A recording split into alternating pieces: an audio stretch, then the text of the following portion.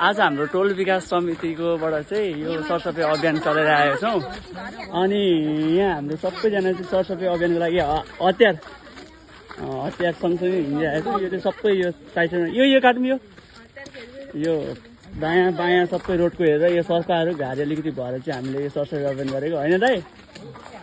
आफ्नो टोलको आफ्नो गाउँको आफै सुरक्षा गर्नुपर्छ है।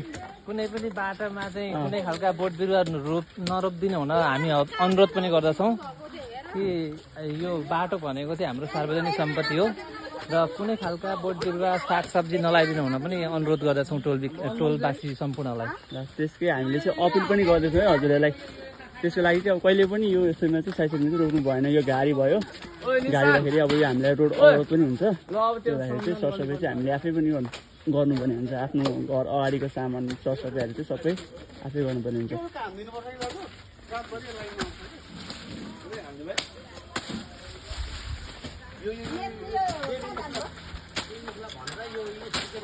बाटोमा नराखिदिनु भनेर भन्नुपर्छ, यो चाहिँ हटाइदिनुपर्छ।